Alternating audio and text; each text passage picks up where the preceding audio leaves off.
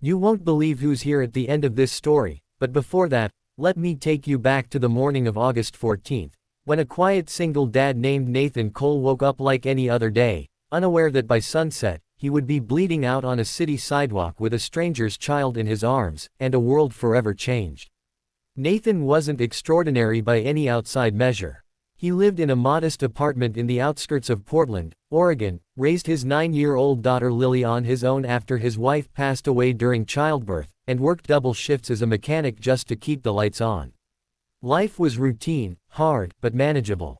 He'd long given up on any dreams for himself. Every breath he took now belonged to Lily. She was his sunrise and his moonlight, the reason he survived the grief, and the reason he hadn't collapsed when the weight of the world sat heavy on his chest. On that particular morning, Nathan packed Lily's lunch, brushed the tangles out of her hair as she giggled, and walked her halfway to school, as he always did. Be good, be kind, be you, he whispered, their daily send-off phrase. But something in his chest tightened after she left, like the air didn't quite settle. He chalked it up to exhaustion, and headed to the shop, unaware that fate was writing a brutal twist into their lives. The rest of the morning passed in grease and oil until noon, when his coworker Ron flicked on the radio, and a breaking news alert made them both pause. Suspect armed and on foot near downtown Park area. Citizens advised to stay indoors. That wasn't far from Lily's school. Nathan's stomach turned. Call it a father's instinct or divine warning, but he dropped his wrench mid-repair, stripped off his gloves, and sprinted to his old truck, heart pounding like war drums. The next 15 minutes were a blur, traffic, sirens, pedestrians frozen in confusion, and then he saw her, a little girl, maybe 8 or 9, cornered between the fountain wall and a wild-eyed man pointing a gun at her. Screams rang out. Time slowed. Without thinking, without hesitating, Nathan threw himself forward. He didn't know the girl. He didn't know the gunman. He just knew someone had to act, and in that moment, he became lightning, rushing the man, grabbing the barrel, screaming for the child to run. A deafening crack. Fire spread through his side. He'd been shot. He collapsed, the pain blinding, but even as darkness crept in, he forced himself to crawl toward the girl, who hadn't moved, paralyzed by terror. It's okay, he rasped, pulling her into his chest. You're safe now. That's when police finally arrived, shouting, guns raised, tackling the man as he fired again into the air. It was chaos. Blood on the pavement, sirens, screams, and Nathan, bleeding, smiling through clenched teeth, whispering, "Tell Lily, Daddy's proud," before the world went black. What happened next would change the city, inspire a movement, and bring a miracle nobody saw coming. But hold on, this story is far from over. In fact, what unfolded next will leave you speechless. And wait until you see who joins us at the end. The cold of the operating room seeped into Nathan Cole's bones even as his body fought to stay alive, the bullet having ripped through his left side and missed his heart by a whisper, less than an inch from ending everything. He was unconscious for 3 days. 3 long days where the entire city held its breath. The video of the shooting, captured on a witness's phone, went viral within hours. News outlets across the country broadcast the footage, a man throwing himself in front of a stranger's child, taking a bullet with no hesitation, no pause, just raw instinct and courage. Hero dad saves stranger's daughter, read the headlines, though no one knew who he was at first. It wasn't until a nurse recognized Nathan from her son's school that his name was finally released, and his daughter Lily, staying with a neighbor while Nathan worked his long shifts, was brought to the hospital. When Nathan finally opened his eyes, weak and hooked to machines, the first thing he saw was her. Lily, with her mother's eyes, holding his hand so tight her knuckles were white, whispering, "Daddy, I love you. Don't go." His voice cracked as he whispered back, "Never. Not ever." Doctors said he was lucky to be alive. But Nathan didn't feel lucky. The real question haunting him was simple: did the girl survive? Who was she? Did she make it out okay? It wasn't until 2 days later that a woman arrived at the hospital, holding the hand of a girl with messy brown hair and tearful blue eyes. The girl he saved. Her name was Sophie. She was only 8 years old, and the man who'd pulled the gun on her was her estranged father, recently released from prison and spiraling in a fit of delusion and rage. Sophie had been taken from him years ago after a domestic violence case. That day, he'd come to take her, by force. If Nathan hadn't intervened, the outcome would have been unspeakable. When Sophie saw Nathan, her lips trembled and she ran to him, throwing her arms around him in a hug so tight it knocked the pain right through his chest. "You're my angel," she whispered. "You came from nowhere and saved me." Nathan held her, ignoring the tubes, the stitches, the beeping of the machines. "You remind me of someone I'd do anything for," he whispered, eyes flicking to Lily, who watched them both with a soft smile that seemed to light up the whole room. From that day on, something extraordinary began to happen. Donations poured in, over $300,000 in a GoFundMe campaign started by a complete stranger who wrote, "Let's give this hero dad the break he deserves." Job offers followed. A nonprofit wanted to tell his story. Even a publisher reached out with interest in a book deal. But Nathan stayed grounded. He turned most of it down. What mattered to him now wasn't money or fame. It was Sophie, who had no safe home to return to, and Lily, who was quietly asking questions like, "Could Sophie stay with us?" Social services got involved, of course. There were court hearings and evaluations. Sophie's mother, suffering from untreated addiction and instability, eventually relinquished custody. And 3 months later, just before Christmas, Nathan Cole stood in family court, bandages still wrapped under his shirt, holding both girls' hands as the judge declared, "Custody of Sophie Lane is hereby granted to Mr. Nathan Cole, legal guardian." And just like that, Lily had a sister. Sophie had a home. And Nathan had a family he never saw coming. But the story doesn't end there. Because that night, after the court ruling, Nathan returned to his small apartment, the same one that used to feel cold and empty, and found a crowd waiting outside. Neighbors, old friends, even strangers, holding candles, balloons, signs that read, "Our hero." And at the front of the crowd, Ron, Nathan's gruff old coworker, holding a set of house keys. "It ain't much," Ron said, voice cracking, "but we all chipped in. It's a fixer-upper across town. You and the girls deserve a real place to call home." Nathan couldn't speak. He simply stood there, tears streaming down his face, the weight of it all crashing over him. Not the pain, not the bullet, but the overwhelming kindness of people who still believe in sacrifice, in second chances, and in the beauty of choosing love over fear. As they stepped inside their new home, walls still smelling of paint, the girls racing from room to room, laughter echoing down the hall, Nathan sat in the living room, heart full. "Daddy," Lily said, crawling onto his lap, "what made you run that day?" Nathan paused. "Because when you love someone, even if you don't know them yet, you don't think, you just move." Sophie wrapped her arms around his waist, and in that moment, Nathan knew, he didn't just save a life that day, he saved his own. But here's the twist you didn't see coming.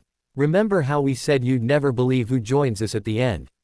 Well, 1 year later, as Nathan stood on stage at a charity gala hosted by the city, recognized for his bravery, now the face of a campaign for child safety, he looked out into the crowd and saw her.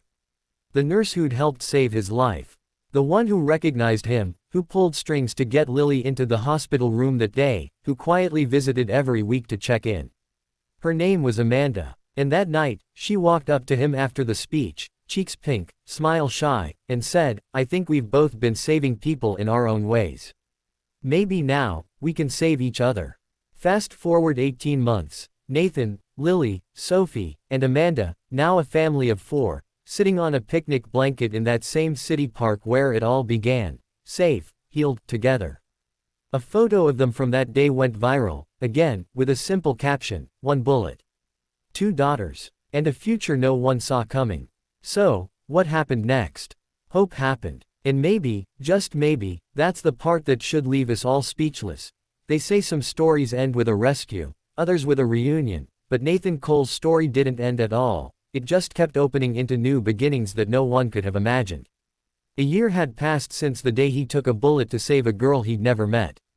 The scar on his left side ached during storms, a phantom pain that reminded him of the price he paid, but also the life he gained. Lily and Sophie, now inseparable as sisters, brought laughter into his mornings and chaos into his nights, the beautiful kind of chaos every father secretly dreams of. Amanda, the nurse who became so much more than a passing presence, had moved in with them, turning their once quiet home into a sanctuary filled with warmth, second chances, and home-cooked meals. But beneath the love and comfort, there was something else brewing. Something Nathan hadn't told anyone, not even Amanda. Ever since the shooting, he'd been having dreams, vivid, haunting dreams of the moment the gun went off, but from a different perspective. In the dreams, he wasn't the one who stepped in, it was someone else. And each time he woke up, there was a name on his tongue: James. James was Nathan's younger brother, lost to a car accident when they were teenagers. The pain had stayed buried all these years, locked away in a part of Nathan's heart he never opened. But the dreams were pulling it all back to the surface. He began journaling about James, recounting their childhood adventures in the woods behind their house, how they used to pretend they were superheroes saving the world, how James would always whisper, "One day, we'll really do it." Nathan realized the bullet had opened more than flesh, it had reopened memory. And maybe, just maybe, it had opened purpose too. One rainy Sunday, as Sophie curled up beside him on the couch with her sketchpad and Lily played piano softly in the background, Nathan had an idea. "What if we started something?" he said aloud. Amanda looked up from the kitchen. "Something like what?" "Like a movement. In James's name. For kids who don't have safe homes. For single parents trying to do the impossible. For people who feel like no one would ever step in for them." Amanda nodded slowly. "What would you call it?" Nathan paused, smiled, then said, "Project Guardian." And that was the beginning of a miracle in motion.